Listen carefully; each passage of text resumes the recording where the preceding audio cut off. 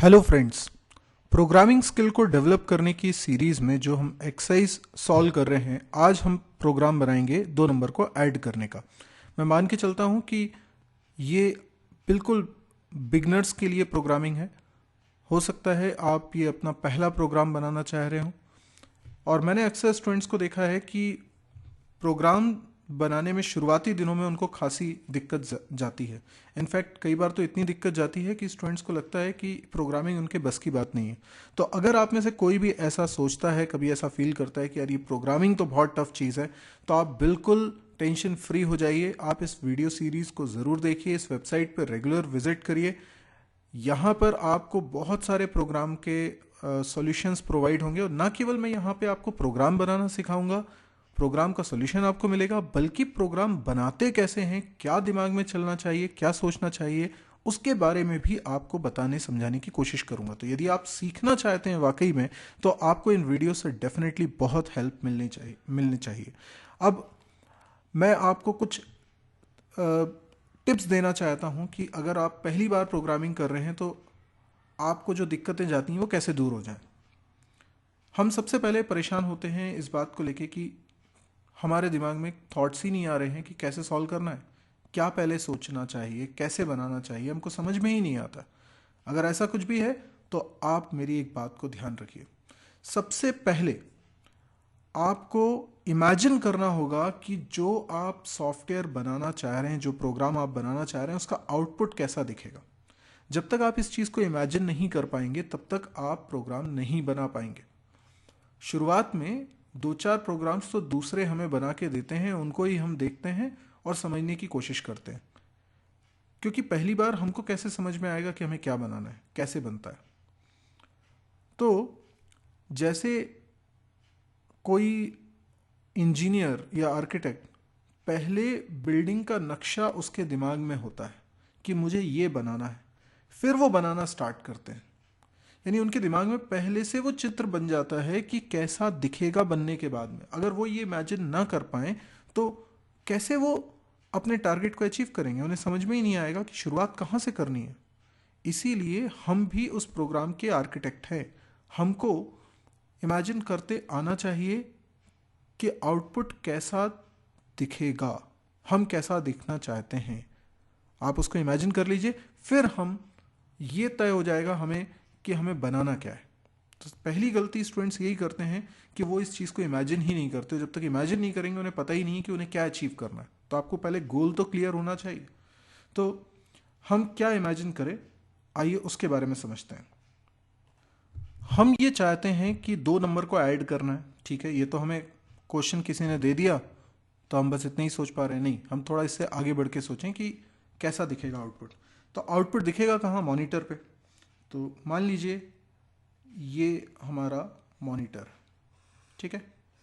इस मॉनिटर पे हम क्या देखना चाहते हैं। सबसे पहले जैसे ही प्रोग्राम स्टार्ट हो, स्क्रीन पे एक मैसेज लिखा हुआ आ जाए, एंटर 2 नंबर्स, ठीक है। तो एंटर 2 नंबर्स स्क्रीन पे दिखना चाहिए। तो कुछ भी चीज़ स्क्रीन पे अगर मैसेज आपको दिखाना है, ऐसा आप चाहते हैं, तो ये होगा कैसे। तो इसके लिए डेफिनेटली आपने अपने प्रोग्राम में कहीं पर लिखा होगा printf। यस, आपको ये मालूम होना चाहिए कि printf क्या है। तो मैं ये मान के चल रहा हूँ कि आपको इतनी बेसिक प्रोग्रामिंग तो आती है कि आपको पता है कि printf क्या है। नहीं पता है तो आप सी लैंग्वेज के वीडियो सीरीज़ देखिए, प्रोग्रामिंग लैंग्वेज पहले सीखिए। तो printf वो तरीका है जिससे कि मैं ये प्रिंट करा पाऊँगा। इसके बाद स्क्रीन रुकी रहेगी और यूज़र नंबर्स एंटर कर पाएगा। तो इसका मतलब यूज़र को क्या करना है, अब नंबर एंटर करना है। अभी तो यूज़र को ये स्क्रीन पे दिख रहा होगा, एंटर 2 नंबर्स ऐसा दिख रहा होगा, स्क्रीन रुकी हुई होगी। अब स्क्रीन क्यों रुकी हुई होगी, स्क्रीन इसलिए रुकी होगी क्योंकि हमने कुछ ऐसी लाइन लिखी होगी अपने प्रोग्राम में जो कीबोर्ड से डेटा लेना चाह रहे हैं। मतलब एक ऐसी इंस्ट्रक्शन जिससे कीबोर्ड से डेटा एंटर हो। ऑब्वियस सी बात है, वो लाइन जो हम लिखेंगे वो एक तरह की इनपुट इंस्ट्रक्शन होगी, और जब तक यूज़र वैल्यूज़ एंटर नहीं कर देगा उस लाइन का काम कंप्लीट नहीं होगा, इसलिए प्रोग्राम आगे नहीं बढ़ रहा है और प्रोग्राम रुका हुआ है, इसलिए आउटपुट स्क्रीन आपको दिख रही है। तो वो तरीका क्या है, आप अपने प्रोग्राम में लिखेंगे स्कैनएफ। जब आप स्कैनएफ लिखते हैं तो इससे आप डेटा इनपुट कर पाते हैं, ये इनपुट इंस्ट्रक्शन है। तो आपने मान लीजिए पहला नंबर एंटर किया 3, जैसे आपने एंटर हिट किया कर्सर नीचे आ जाएगा, और फिर दूसरा नंबर एंटर किया 4, फिर एंटर किया तो कर्सर और नीचे आ जाएगा, यहाँ पे आ जाएगा कर्सर। अब ये जो 2 नंबर्स हैं आपने किसी वेरिएबल में रख लिए होंगे। ऑब्वियसली यूज़र अगर कोई डेटा कीबोर्ड से एंटर करेगा तो वो डेटा किसी वेरिएबल में जाना चाहिए, मतलब आपने डेफिनेटली वेरिएबल्स भी बनाए होंगे। और अगर आपको पता है तो सी लैंग्वेज में पहले हमें वेरिएबल्स डिक्लेयर करने वाली स्टेप लिखनी होती है। तो हमने प्रोग्राम में लिखा होगा वेरिएबल्स बनाने की स्टेप ए बी, इस तरह से हमने वेरिएबल्स बनाए होंगे।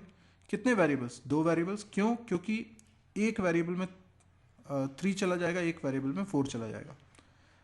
अब मुझे दोनों का सम करके प्रिंट कराना होगा ना, क्योंकि मैं अब यहाँ पे क्या दिखाना चाहता हूँ, मैं यहाँ पे सम दिखाना चाहता हूँ कि सम इज 7, ऐसा दिखना चाहिए। ये कैसे दिखेगा? मतलब स्क्रीन पे मैं चाहता हूँ कुछ प्रिंट हो जाए, तो ऑब्वियस सी बात है उसके लिए मुझे फिर क्या लिखना पड़ेगा, प्रिंट एफ।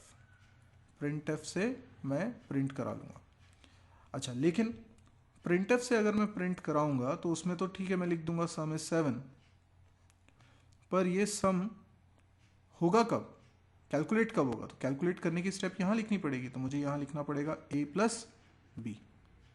आप देखिए आपने प्रोग्राम में जिस ऑर्डर में लाइंस लिखी होंगी उसी ऑर्डर में एग्जीक्यूट होंगी, ये बहुत इंपॉर्टेंट बात है। कई बार स्टूडेंट क्या करते हैं, ये a प्लस बी वाली स्टेप ना ऊपर लिख देते हैं, प्रिंट एफ के भी ऊपर। देखिए जहां पर ये a प्लस बी लिखा होगा ना वहीं पे परफॉर्म होगा। अगर आपने इसको ऊपर लिख दिया तो प्रिंट एफ चलने के पहले a प्लस बी हो जाएगा, जिसका कोई मीनिंग नहीं होगा। हम चाहते हैं ए और बी तब जुड़ें जब ए और बी में वैल्यूज इनपुट हो चुकी हों, और वो इनपुट कब हुआ है, स्कैनएफ की वजह से। तो स्कैनएफ जब चल जाएगा तभी ए और बी में वैल्यूज आएंगी। तो ये जो 3 4 है ये ए और बी में पहुंचा तब है जब ये स्कैनएफ वाली लाइन चल गई। और ध्यान रखिए पहली लाइन चली, उसके बाद दूसरी चली, स्कैनएफ उसके बाद चलेगी। जब तक स्कैनएफ नहीं चला है तब तक आप दोनों का सम नहीं करा सकते, क्योंकि तब तक आपके पास नंबर ही नहीं आए। तो अब ए और बी का सम करा दी। अब लेकिन ए और बी का जो सम हुआ उसका रिजल्ट हमने कहाँ रखा, तो उसको मुझे किसी वेरिएबल में रखना होगा, और वेरिएबल को यूज़ कर रहे हैं तो फिर आपको उसको डिक्लेयर भी करना होगा। तो आपने इस तरीके से शुरुआत में 2 वेरिएबल्स डिक्लेयर करे हैं, सॉरी 3 वेरिएबल्स डिक्लेयर करें, ए बी और सी। तो ये वेरिएबल्स क्या होते हैं, मेमोरी में लोकेशंस हैं। रैम के अंदर आपके प्रोग्राम को जो मेमोरी मिली उसी के अंदर 3 जगह हैं जिनके नाम हो गए हैं ए बी सी। तो 3 जब एंटर किया होगा तो वो ए में गया होगा, 4 जब एंटर किया होगा तो बी में गया होगा, और जब सम किया हमने दोनों का तो रिजल्ट किस में आ गया, सी में। तो जब मैं प्रिंट कराऊंगा तो मैं सी की वैल्यू प्रिंट करा दूंगा। तो स्क्रीन पे क्या दिखना चाहिए, सम इज 7। अब ये जो आउटपुट हमने इमेजिन कर लिया, अब हमको समझ में आ गया हमको बनाना क्या है। ये बनाने के लिए हमने साइड में लिखते भी जा रहे हैं, यानी हम जो इमेजिन करते जा रहे हैं ना उसको साइड में लिखते जा रहे हैं। तो ये आप पहले कॉपी में वर्क करिए, प्रोग्राम बनाने से पहले आप कॉपी में वर्क करिए कि आपको एग्जैक्टली चाहिए क्या, और जो चाहिए है वो एग्जैक्टली सी लैंग्वेज में होगा कैसे। तो जैसे मैंने लिखा एंटर 2 नंबर्स, तो मैंने समझा अच्छा ये तो प्रिंट एफ से होगा, तो मैंने प्रिंट एफ लिख दिया। जहां मुझे लगा स्कैनएफ लिखना है स्कैनएफ लिख दिया, जो स्टेप मुझे लगी वो मैंने लिख दिया। अब मैं इसी प्रोग्राम को बना के बता रहा हूं आपको, और मैं इसको बनाऊंगा कहाँ, कोड ब्लॉक्स पे। कोड ब्लॉक्स क्या है, एक आईडी हो सकता है, आप किसी डिफरेंट आईडी पे वर्क कर रहे हो, आप जिस आईडी पे वर्क करना चाहते हैं उस आईडी पे वर्क कर लीजिए। मैं कोड ब्लॉक्स पे वर्क कर रहा हूँ। इसमें आप देख सकते हैं एक फाइल मीनू है। आपको पहली बार अगर प्रोग्राम बना रहे हैं तो यहाँ न्यू फाइल पे जाइए, या फाइल मीनू पे भी क्लिक करके न्यू फाइल पे जा सकते हैं, पर आप यहाँ पे क्लिक करते हैं, एम्प्टी फाइल को सेलेक्ट करता हूँ और इस पे मैं राइट क्लिक कर देता हूँ ताकि मैं इसको सेव कर सकूँ। सेव ऑप्शन पे जाता हूँ, सेव ऑप्शन में वो मेरे से पूछता है इसका नाम क्या रखना है, तो मैंने इसका नाम रख दिया add.c। ठीक है, अभी add.c नाम से ये प्रोग्राम सेव हो गया, ये फाइल सेव हो गई है। अब इसके अंदर मैं प्रोग्राम लिख रहा हूँ। प्रोग्राम जब भी लिखेंगे सबसे पहले लिखेंगे int main, okay int main, और इसके बाद इसके अंदर मैं कोडिंग करने वाला हूँ। तो हमने जैसा कि सोचा था, अभी पहली स्टेप हमें वेरिएबल्स को डिक्लेयर करना होता है, इंट ए कॉमा बी कॉमा सी, 3 वेरिएबल्स बना लिए। पर्पस हमने अभी समझ ही लिया है। इसके बाद मैं लिखता हूँ प्रिंटफ। प्रिंटफ में वो लिखूंगा जो मैं स्क्रीन पे देखना चाहता हूँ। मैंने लिखा एंटर 2 नंबर्स और फिर स्कैनफ %d और address of A comma address of B. फिर सी में असाइन करता हूँ a प्लस बी और फिर प्रिंट करा देता हूँ सम इज %d और c की वैल्यू। लास्ट में लगा देता हूँ गेट ch और मेरा प्रोग्राम एंड हो गया। ये बन गया हमारा पहला सिंपल सा प्रोग्राम। अच्छा, मैं काफ़ी समय से प्रोग्रामिंग लैंग्वेजेस स्टूडेंट्स को पढ़ा रहा हूँ, लाइव क्लासरूम में भी पढ़ा रहा हूँ। तो जो एक्सपीरियंस मेरे को हुआ है, जिस तरह की दिक्कत स्टूडेंट्स को जाती है, मैं इस प्रोग्रामिंग सीरीज़ में वो सब एक्सप्लेन करने की कोशिश करूँगा ताकि हम लोग ज़्यादा बेहतर तरीके से लैंग्वेज को सीख सकें। क्योंकि मुझे मालूम है जब पहली बार प्रोग्राम बनाया जाता है तो सिंपल कितना भी हो समझ में नहीं आता, इतने आसानी से समझ में नहीं आता। तो आप इस वीडियो को भले ही बार बार देखिएगा। तो हमने जो टिप्स देखी थी उसमें सबसे पहली टिप ये थी कि इमेजिन एंड डिज़ाइन आउटपुट। क्या आपको चाहिए पहले आप वो इमेजिन करिए, उसके बाद आप डिज़ाइन करिए स्टेप्स जो परफॉर्म करनी है, जो कि हमने डिज़ाइन भी करी थी। ये साइड में हम डिज़ाइन करते जा रहे थे। फिर हम कुछ कोड लिखेंगे जो भी हमें कुछ समझ में आया, क्योंकि मुझे प्रोग्रामिंग लैंग्वेज आती है, मैंने एक बार में पूरा कोड लिख दिया है। हो सकता है आप पहली बार बनाएं तो आपको इतना भी लिखने में बहुत टाइम लग जाए और आप इसमें भी कई तरह की गलतियां करें। गलतियां शुरुआत में बड़ी सिंटेक्स वाली होती हैं, जैसे एड्रेस ऑफ लगाना भूल गए हैं या सेमीकोलन लगाना भूल गए हैं, स्टेप्स को ऊपर नीचे कर दिया है, वेरिएबल को डिक्लेयर नहीं करा है और यूज़ कर रहे हैं। इस तरह की मिस्टेक्स होती हैं, पर ये सबसे होती हैं। आप बिल्कुल निश्चिंत रहें, अगर ये दिक्कत हो भी रही है तो बार बार प्रोग्रामिंग करने से ये दिक्कतें अपने आप दूर हो जाएंगी, क्योंकि वो हैबिट की बात है। तो हो सकता है कि आपको ये बातें समझ में आ रही हों तो आप मेरी बात मानेंगे। एक बहुत ही अच्छा एग्जाम्पल मेरे दिमाग में आता है, मैं हमेशा स्टूडेंट से कहता हूँ, मैं आपको भी कहना चाहूँगा। जैसे आप गाड़ी चलाते हैं, तो गाड़ी चलाते हैं, जब आप पहली बार सीख रहे थे तब इतना आसान नहीं रहा होगा ब्रेक लगाना या गाड़ी को मोड़ना। हालांकि आपको किसी ने पहले समझाया और आपको भी ये रूल मालूम है कि भाई सामने कोई चीज़ आ जाए तो आपको ब्रेक लगाना है। बात कितनी सिंपल है। तो कई बार पढ़ाई में भी रूल्स इतने ही सिंपल होते हैं, लेकिन वो रूल्स आना एक अलग बात है और ज़रूरत पड़ने पर अप्लाई करना दूसरी बात है। जब आप गाड़ी चलाना सीख रहे थे, आपको भले ही मालूम था कि सामने कोई चीज़ आ जाए तो ब्रेक लगाना है, पर हम ब्रेक की जगह एक्सीलेटर दबा देते हैं या हम समय पे ब्रेक नहीं लगा पाते हैं। ये ऐसा किस लिए होता है, आप इस बारीकी को समझें। रूल आपको पता है, फिर भी आप उसे अप्लाई नहीं कर पा रहे।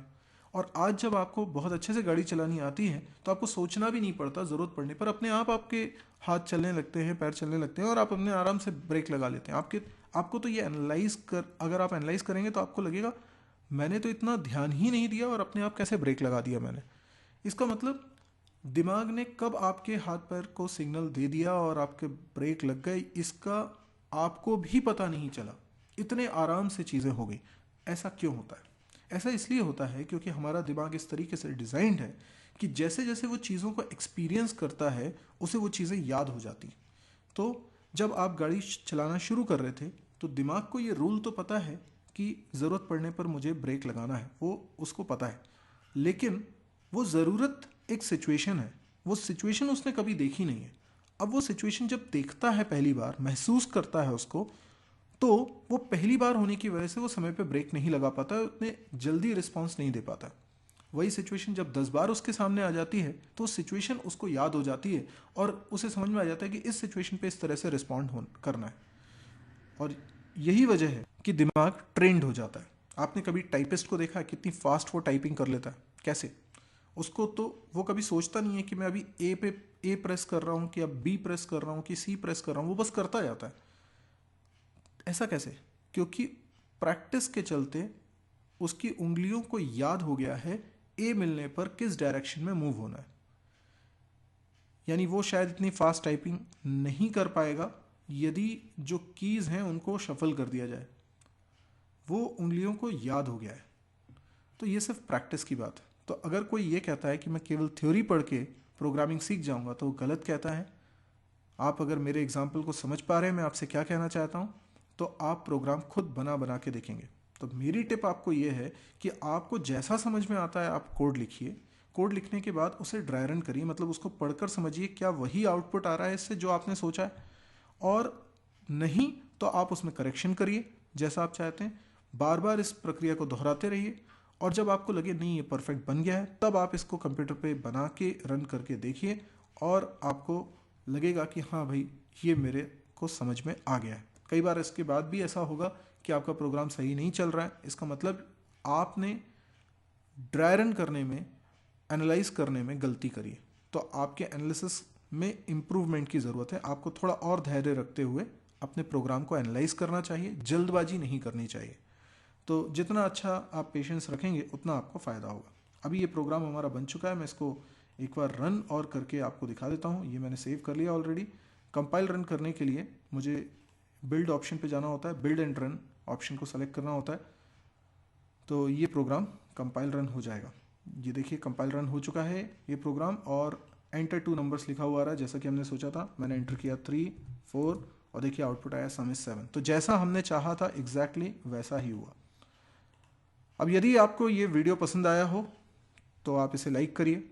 है बहुत बेसिक लेकिन कई लोगों के बहुत काम का हो सकता है, तो आप इसको शेयर ज़रूर करिए। आप अपने फेसबुक वॉल पे शेयर करेंगे तो कई सारे ऐसे लोग हैं जो प्रोग्रामिंग से घबराते हैं, जिनको ऐसा लगता है प्रोग्रामिंग उनके बस की बात नहीं है। मैंने ये चैलेंज लिया है कि मैं सबको प्रोग्रामिंग सिखा के रहूँगा। तो जिन लोगों को भी प्रोग्रामिंग सीखने में इंटरेस्ट है पर किसी कारण से वो नहीं सीख पा रहे हैं, उन तक ये वीडियो पहुंचाना हम सबकी जिम्मेदारी होनी चाहिए। तो मैं आप तक ये वीडियो पहुंचा रहा हूँ, आप ज़्यादा से ज़्यादा लोगों तक इस वीडियो को पहुंचाने की कोशिश करिए। इसके अलावा यदि आप और मेरे चैनल्स देखना चाहते हैं जिसमें मैं अलग अलग लैंग्वेजेस को सिखा रहा हूँ, C++, जावा, PHP, DBMS, डेटा स्ट्रक्चर वगैरह, तो इन सब्जेक्ट्स को देखने के लिए आप मेरी वेबसाइट को विजिट करिए www.mysirji.com। इस वेबसाइट पे मेरे सभी चैनल्स के लिंक आपको मिलेंगे, प्लस ये जो प्रोग्रामिंग सीरीज़ मैं आपको चला रहा हूँ ये भी इस वेबसाइट पे मिलेगी। कौन कौन से प्रोग्राम्स मैंने बना के रखे हुए हैं आप वेबसाइट पे देखिए, उन पे आप क्लिक करेंगे तो आपको ये वीडियो भी मिलेंगे। तो यानी सभी वीडियोस जो मैंने यूट्यूब चैनल पे रखे हुए हैं उनके लिंक्स आपको इस साइट पे मिल जाएंगे, तो आपको ढूंढने में दिक्कत नहीं जाएगी, बहुत ईजी हो जाएगा अगर आप इस साइट पे विजिट करते हैं। यदि आपको कुछ पूछना है, कुछ डाउट लगता है, तो आप इन्हीं वीडियो के नीचे कमेंट के ज़रिए मेरे से डाउट्स पूछ सकते हैं। मैं कोशिश करूँगा कि जल्दी से जल्दी मैं उनका रिप्लाई आपको दे सकूँ। अच्छा, आप इस चैनल को सब्सक्राइब करना ना भूलिएगा, क्योंकि चैनल को सब्सक्राइब करते हैं तो जैसे ही मैं कोई नया वीडियो अपलोड करता हूँ तो उसकी जानकारी आपको तुरंत मिल जाती है। Thank you.